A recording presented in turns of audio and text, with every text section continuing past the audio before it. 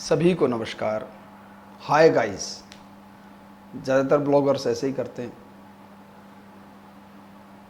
तो कल फर्स्ट हमारा ब्लॉग था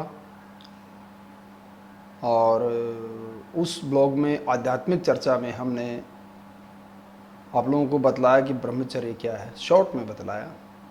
आज रात को यानी आज सुबह जो ईश स्वर मुझे आया, क्योंकि कई दिन से मैं मंथन कर रहा था क्या मूर्ति पूजा हमें करनी चाहिए या नहीं करनी चाहिए, या मूर्ति पूजा क्या है। देखिए, आपको यदि क ख ग घ ड़ ये स्वर और व्यंजन नहीं समझाए जाएंगे, क्या कोई आप हिंदी की पुस्तिका पढ़ सकते हैं? कोई वाक्य आप लिख सकते हैं? बगैर ही नहीं जाने नहीं लिख सकते हैं। तो मूर्तियां उस अदृश्य शक्ति को, उस परमपिता परमात्मा को, निर्गुण निराकार को जानने का शुरुआती माध्यम है, सीढ़ी है। इसलिए मूर्ति पूजा कोई बुराई नहीं है मूर्ति पूजा में, और कोई ऐसा धर्म नहीं है विश्व का जिसमें मूर्ति की पूजा नहीं होती। मुस्लिम धर्म हो, सिख धर्म हो, ईसाई धर्म हो, सब में मूर्ति की पूजा होती है। उस दिशा की तरफ मुंह करना, या फिर आप पैगंबर के लिए कुछ कहिए, उस मूर्ति का कहीं अपमान कीजिए जो मक्का में है, तो क्रोध क्यों आए? वो इसीलिए आता है क्रोध क्योंकि उस मूर्ति का हमारे हृदय में स्थान है। इसलिए उस मूर्ति का कहीं अपमान होता है तो फतवे जारी हो जाते हैं। तो मूर्ति पूजा सब करते हैं। आर्य समाज में महर्षि दयानंद की मूर्ति को, आर्य समाज के किसी मंदिर के में आप जाएंगे तो जरूर मिलेगी मूर्ति। वो भी मूर्ति पूजा है। आप उस मूर्ति को आर्य समाज के मंदिर के सामने या उनके प्रचारकों के सामने उसको दूषित करेंगे तो वो आप क्रोधित हो जाएंगे। तो मूर्ति पूजा सब कर रहे हैं, और मैं यही कहना चाहता हूं जो मूर्ति पूजा का विरोध कर रहे हैं। देखिए, ये फर्स्ट स्टेप है, क ख ग घ सीखना है। इससे ऊपर का ज्ञान आप प्राप्त करते रहिए और उसको छोड़कर आप आगे बढ़िए। आपको कौन कहता है कि सदा मूर्ति पूजा करते रहिए? उस निर्गुण निराकार की तरफ बढ़ते जाइए। जैसे जैसे आप एजुकेटेड होते हैं उसको ज़्यादा से ज़्यादा जानना शुरू कीजिए। आपस में लड़िए मत। आर्य समाजी मूर्ति पूजकों को से बिल्कुल भी लड़ाई ना करें।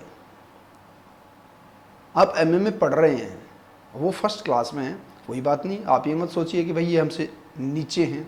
और आप एमए में पढ़ते हुए उस फर्स्ट क्लास वाले से लड़ाई अगर आप कर रहे हैं तो आप अनपढ़ से भी नीचे हैं। लड़ना नहीं है, वो आपके ही परिवार के हैं, आप उन्हीं के परिवार से निकले हैं, सनातन धर्म से ही आप निकले हैं। उनसे लड़ने की कोई आवश्यकता है, उनको समझा सकते हैं आप। उनसे द्वेष, उनसे घृणा करना ये एक अपराध है जो आपको अनपढ़ता से की श्रेणी में लाता है। तो एक तो ये ईश्वर ये वचन, ये उपदेश आज के लिए आया था। और एक हमारे मित्र हैं धर्मा जी, उन्होंने पूछा जीवन कर्म और धर्म क्या है? जीवन का क्या कर्म है और धर्म क्या है? कितना महत्वपूर्ण ये प्रश्न है। इस प्रश्न को पूछने के लिए मैं बार बार धन्यवाद करता हूं धर्मा जी का। और इसका विस्तार पूर्वक हम थोड़ा सा आज और फिर अगले ब्लॉग में, जब तक ये पूर्णतः हम आप तक नहीं पहुंचा देते, इसको हम व्याख्यायित करेंगे, बतलाएंगे। देखिए, कर्म, जब हम जन्म लेते हैं, बहुत गहरी और समझने लायक बात है। जब हम जन्म लेते हैं तो हमारे जन्म से पहले दूध की व्यवस्था मां की के स्तनों में कर दी जाती है। किसके द्वारा? उस परमपिता परमात्मा के द्वारा। जन्म लेंगे तुरंत दूध मिल जाएगा। क्या कर रहा है वो? एडवांस में हमारे पास हर चीज़ भेजता है। अब वो दूध हमने पी लिया, जैसे जैसे हम बड़े हुए 6 महीने के हुए तो जैसे दांत निकलते हैं तो भाई अब तुम बाहर का खाना खा सकते हो, और तब उसके बाद धीरे धीरे दूध छोड़ दिया जाता है, क्योंकि दांत निकले तो माँ के स्तनों को चोट लगने का भय होता है।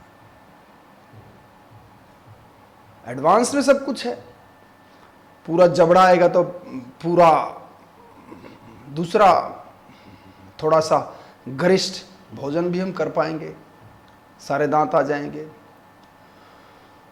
तो परम, और इसके अलावा आप देखते हैं कि सर्दियों में पतझड़ आ जाता, सारे पत्ते झड़ जाते ताकि सूर्य की पूरी धूप हमें मिले। और गर्मियों में स्थिति के विरुद्ध, देखिए गर्मियां होती हैं तो जल जाना चाहिए पेड़ों के पत्तों को, लेकिन नहीं, वो हरे हो जाते हैं ताकि हम उस छाया के नीचे रह सकें।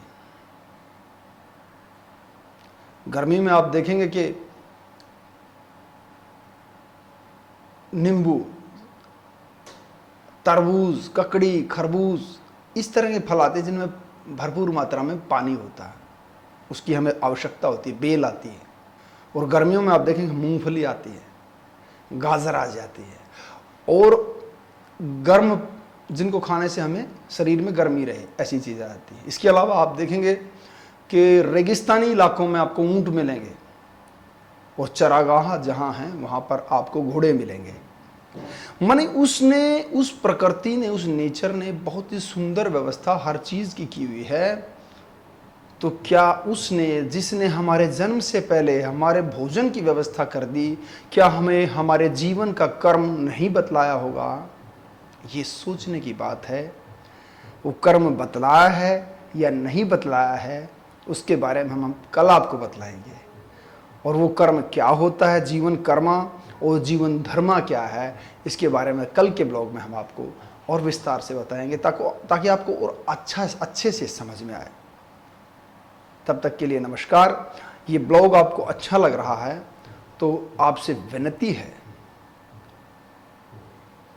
कि आप इसे ज़्यादा से ज़्यादा सब्सक्राइब, लाइक और बेल आइकन ज़रूर दबाएं। मेरे पास सब्सक्राइबर तो 32,000 के करीब हैं, लेकिन मैंने कभी भी किसी को ये नहीं कहा कि आप मेरे चैनल को सब्सक्राइब कीजिए। अब मैं कह रहा हूँ कि मेरे चैनल को आप सब्सक्राइब करें, तो बेल आइकन ज़रूर दबाएँ, क्योंकि मेरे जितने सब्सक्राइबर हैं शायद किसी ने बेल आइकन नहीं दबाया, और जो नेक्स्ट मेरे प्रोग्राम आते हैं वो नहीं देख पाते हैं। तो आप सबसे ये अनुरोध है कि बेल आइकन ज़रूर दबाएं, ताकि नेक्स्ट प्रोग्राम आपको जब भी मैं यूट्यूब पर डालूं तो आपको ज़रूर मिले। तो कल तक के लिए अब नमस्कार। जय हिंद, जय भारत। जीरो बाबा ब्लॉग।